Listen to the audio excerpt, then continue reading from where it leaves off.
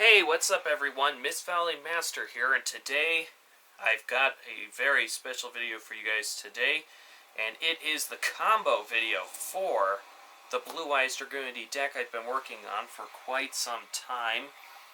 Next week, or the week after, is going to be the deck profile for this deck. But first I wanted to go over the combos and loops and stuff like that with you guys today. I was really hoping to get this very consistent, very fast, very efficient, the way my other Dragunity decks are at the moment, and I think I've succeeded in doing that. About a third of the deck is based on speed, getting you through your deck as fast as you possibly can to the combo pieces that you need. And the other 2/3 is obviously helping you to do your combos and give you some protection from your opponent in the form of spell and trap card protection and monster protection and so on. So if you guys didn't see my my traditional Dragunity combos and loops video, which I put up last week, I very highly recommend seeing that so that you know what Dragunities are capable of. And if you have seen that, or if you knew how Dragunities function, then you'll know some of the things I'm about to do here pretty well. What you need to pull off the standard Dragunity combos and loops are a means of getting flanks into the grave, a means of getting Mistletoe into your hand, or an instant fusion. Instant fusion works fine, and something like a Ducks in hand. So, what we'll do for this combo is we'll have the Tempest, Flanks, and Ducks. Because you can discard Tempest with Flanks to the graveyard. That puts Flanks in grave. It adds Mistletoe to hand. You've got Ducks in hand already. However, if you've got a Cards of Consonance along with a Phalanx and you've got a Mistletoe in hand, or you've got an Instant Fusion in hand, or you draw into one of those two, or if you've got a Mistletoe and a Ducks and like a Dragon Shrine in hand, you know, there's all kinds of combinations that get you to your standard Dragunity combos and loops. But this is what we're going to use for right now. Now, I really wanted to make the Blue Eyes portion of these combos.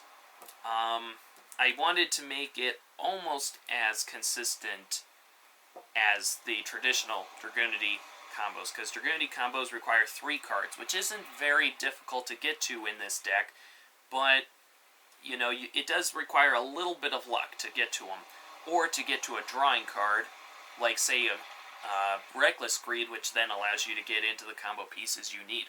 So there is a little bit of luck involved. And for a while, I could only find a 5-card combo with no previous grave setup. No previous grave setup note here. We're assuming this is your very first turn, so no previous grave setup. And I couldn't find a combo less than 5 cards that would allow you to pull off the combos I'm about to show you. But then I did finally find a way of cutting it down to a 4-card combo. So I'm very excited for that. Basically now all you need is an extra means of dumping something into the grave. So if you're relying on a Foolish Burial or a Dragon Shrine to set up your initial combo, like say you don't have Tempest, you've got a Mistletoe, you've got Ducks, and you've got Foolish Burial in hand, you'll need a Dragon Shrine to make this work. If you've got Tempest, Phalanx, and Ducks in hand, either a Dragon Shrine or a Foolish Burial will work. It doesn't matter which one it is. Alright, so that's what you need. The 5th card is irrelevant. We'll say it's a Compulse. Doesn't matter at all, though. Alright, so to start off this combo, there's going to be a few of these. Put these 2 into the grave in order to search out a Mistletoe from your deck to your hand. Summon out Ducks, bring back Flanks, de-equip, send it to the graveyard for Mistletoe, use Mistletoe's effect, equip Flanks, de-equip Phalanx, and then sync these 2 into your Dragunity Knight Gay Dirk. Alright, Gay Dirk's effect activates, and we add a Zephyros to hand, and then dump Zephyros. Then we overlay these 2 into Heretic Dragon, King of Atum. Use Atum's effect, detach Gaydurg, to search out a Darkness Metal Dragon from the deck. Darkness Metal's effect activates, we bring back Gaydurg. This video, I suspect, will be somewhere around half an hour long. It might be a bit longer. Might be not quite that long. We'll just have to wait and see, but I suspect it'll be a decent length movie. Okay, now that you've brought back Gaydurg, you have to use this Foolish Burial by this point. If you use it previously in your turn, it doesn't matter at all. But if you go any further with this combo and you forget to use this Foolish Burial, you're going to be in trouble. You're not going to be able to pull this off properly. So go ahead and use your Foolish Burial to dump a White Stone of Legend into the graveyard. White Stone of Legend's effect activates, allowing you to add a Blue Eyes to your hand. Now, you use Gaydurg's ability to add a Garuda to your hand, and you dump the Blue Eyes White Dragon that you previously added to your hand. Now that's why this is very important, getting the White Stone of Legend into the grave. That way you can add a Blue Eyes to your hand, because Gaydurg, in order to, you can add any level 4 or lower Wing Beast or Dragon type monster from your deck to your hand, but you have to have a Dragon type or a Wing Beast type monster in your hand that you're then willing to discard. Now fortunately, you're not restricted by level as to what kind of dragon you discard, so you can go ahead and dump the Blue Eyes, which doesn't have any purpose whatsoever in your hand unless you have a trade-in. So you go ahead and add Garuda to your hand. You special summon the Garuda by banishing a wind in your graveyard. Doesn't matter which one, really. Might as well the ducks, I suppose. Well, there are multiple reasons to do different ones. For the purposes of this combo, we'll go ahead and get rid of ducks. But I'll explain a little bit later why you might want to be careful with which one you banish. Alright, so you go ahead and special summon the Garuda. Now you go ahead and bounce back Darkness Metal back to hand to special summon your Zephyros from the graveyard. And then you special summon Darkness Metal Dragon over the Atum. Whoops, banish that one. Now right here, guys, take mental note of how this setup is, because we're going to be doubling back to this in just a little while after this first combo is done. I'm going to show you a second variation of this combo. So take note of where we are right now with the loop. We got these two level 4s on board. We got Darkness Metal. We got Gaydurg. Gaydurg's already used his effect. Alright? You could probably figure out where this combo is going to end, though. We'll go ahead and use these two to go into Queen Dragoon Jin. And then we use her ability. Detach 1. Search Blue Eyes White Dragon. Then we use Darkness Metal's ability to bring back White Stone of Legend. Then we sync these two together into Azure Eyes Silver Dragon. Pretty impressive, right? You've got a lineup of all dragons that cannot be targeted or destroyed by card effects. And they can't be destroyed by battle as long as your Queen Dragoon is on the field. Queen Dragoon protects your monsters from battle. So until your opponent can run over this, they can't attack over any of these by battle. Can't be targeted or destroyed by card effects, which basically nullifies every effect in existence. There are very few effects that do not target or destroy. There are one or two exceptions, of course, but very few. Now, something like Space-Time Trap Hole is a thing, but see, if you're going first, or if your opponent hasn't set something like that, and besides, if they had something like Space-Time Trap Hole, which doesn't target or destroy, but they would have activated long before you got to this point. So if you successfully get to this point, there are very, very, very few things that your opponent can do to stop you. What they'll have to do is attack over your Queen Dragoon Jin, and then they'll have to attack over your Silver Dragon before they can, target or destroy any of your dragons, or they're going to have to wait a turn for this effect to wear off. And if they do that, they can't really afford to kill the Queen Dragoon Jin, because let's say they attack over this thing, right? Well, on your following turn, Darkness Metal allows you to bring back White Stone. Azure Eyes allows you to bring back Blue Eyes. You go into another Azure Eyes Silver Dragon, right? So, you know, your opponent really can't afford to kill your Queen Dragoon. What they have to do is allow you to have all 4 monsters on the field until the next turn, and then they have to have a means of killing your monsters when that time comes around. So, you know, there's just it's just so many things this can do. And let's say that, you know, your following turn comes around and you choose not to bring back the, Blue Eyes with your Azure Eyes.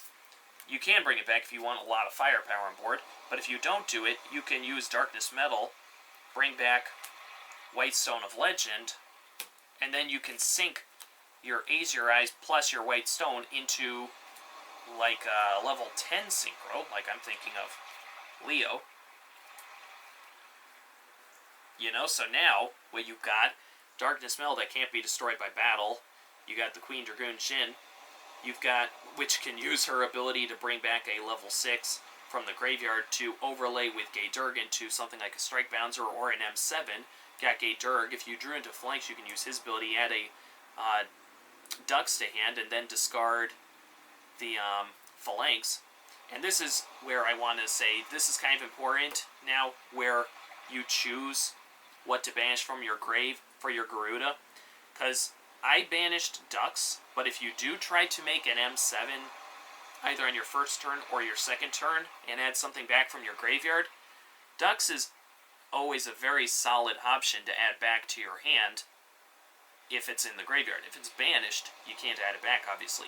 So for that reason, even though Tempest can be used on the following turn to special summon itself back from the grave, you might want to just go ahead and consider banishing Tempest and leaving the Dux in the grave if you want the chance at adding Dux back to hand from the graveyard with something like M7. Alright, so that is the first combo loop I wanted to show you guys. Now let's go ahead and reset the field to where I said it was going to be for the second variation of this combo. So we've got these 2 on board, like I said. This guy's used his ability. Darkness Metal has not yet used his ability. You can go ahead and overlay these 2 for the Queen Dragoon Jin. Detach an overlay material. And bring back Mistleton. And you can go ahead and use Darkness Metal's ability, bring back White Stone of Legend. Okay, now you overlay Gay Durg plus Mistleton into Constellar Ptolemy M7. Use M7's ability, detach overlay unit, bounce Darkness Metal back to hand. Banish Queen Dragoon Jin to special summon Darkness Metal Dragon. Darkness Metal Dragon now activates his effect. Bring back Blue Eyes White Dragon from the grave. Sink Azure Eyes Silver Dragon in defense mode. Now you've got an M7, a Darkness Metal Dragon, and a Silver Dragon. 2 very good combo options off of 1 circumstance, which is all possible thanks to 4 cards in hand. None of which are very difficult to get into your hand. So the odds of opening up with either one of these 2 combos is not in your favor per se, but you'll see it often enough. Alright, so what's the advantages and disadvantages to opening up or ending your turn this way versus the other way? Well, obvious disadvantage is your monsters are not protected by battle, because Queen Dragoon is not on the field, therefore they can kill this thing by battle, they can kill this thing by battle. So you have to gauge if you think your opponent runs monsters strong enough to get over these things by battle. They still cannot target either of these 2 or destroy them by card effects, though, so that's something you still have. M7 is obviously one big advantage, because this is a lot better, most likely, than your Gay Durg is going to be, because of the fact that you can now detach an overlay unit to bounce something your opponent tries to put on the field back to their hand, like a face down. You know, you can bounce it back to their hand, so that's an obvious advantage. Another advantage is you have 2 empty monster slots instead of 1. If you have Gay Durg plus Queen Dragoon on the field, you only have 1 slot left, which means that you know you're going to run out of spaces much more quickly if your opponent leaves everything on your side of the field. So that's another disadvantage, that you now have two slots. So on your following turn, if all three of these survive, you can use Azure Eyes, bring back a Blue Eyes, Darkness Metal, bring back a White Stone, go into another Azure Eyes Silver Dragon, no problems. That being said, if you remember in the previous combo, you have one empty slot left, you have a Queen Dragoon with an overlay unit, and you got Gay Durg. So you can use Queen Dragoon's effect to bring back a level 6, overlay the level 6 plus the Gay Durg into Ptolemy M7, and then use Ptolemy M7 to bounce the Queen Dragoon de Jin back to hand. As a matter of fact, let's just go ahead and reset that up for you guys, so that you know, so that you get to see exactly what I'm thinking of.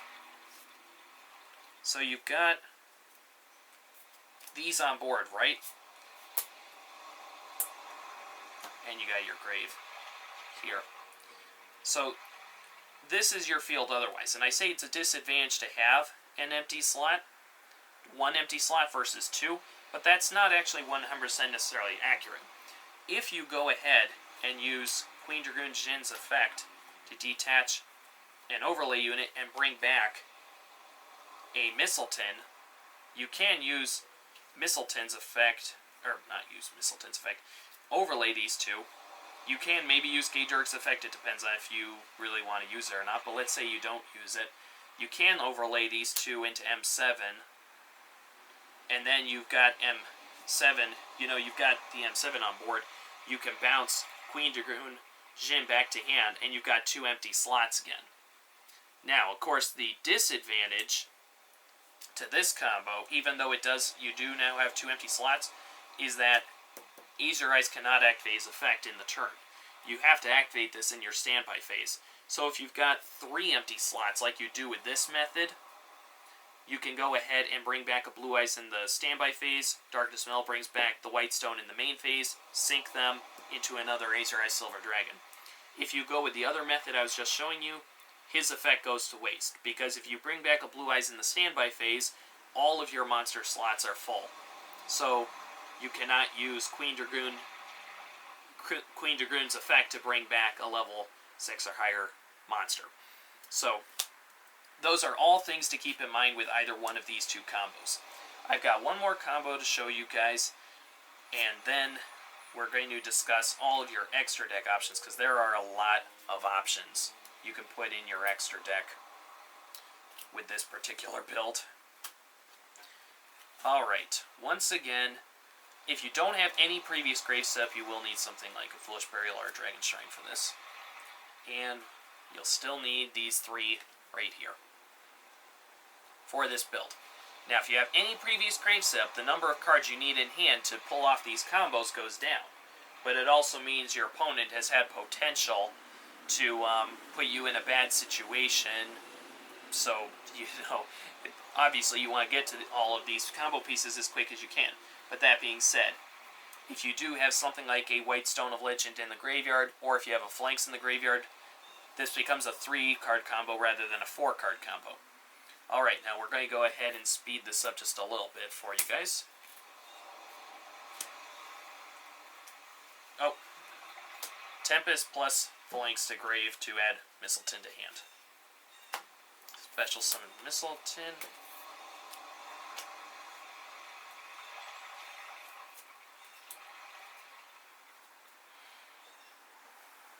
Alright, now this time we're going to use Gay Durg's ability to add a Baby Rock to hand, discard Baby Rock, its effect allows it to come back.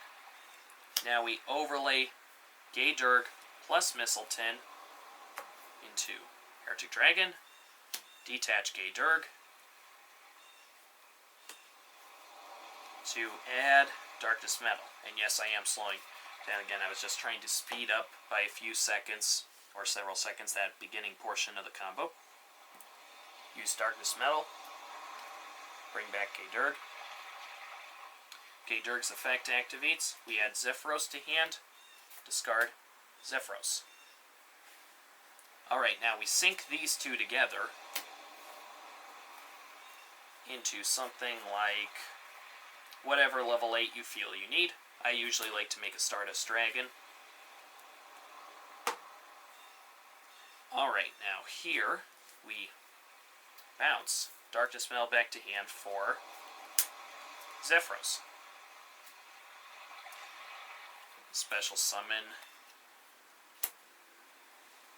by banishing Heretic Dragon King of Atum, we bring back the Dark Dispel Dragon. Now this is why this particular combo does still require this Foolish Burial, unless you have White Stone of Legend already in the graveyard. If you have White Stone of Legend in the graveyard, this Foolish Burial is not needed.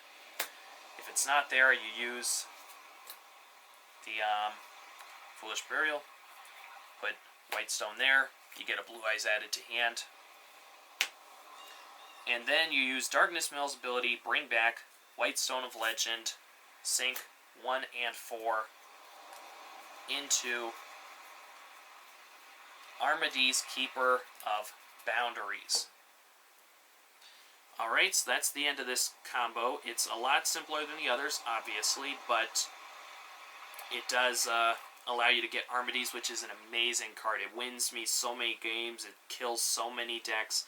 It allows you to get this guy on board in addition to a Stardust Dragon to protect you from card effects, and the Dark Dispel, which gets obvious pluses every turn.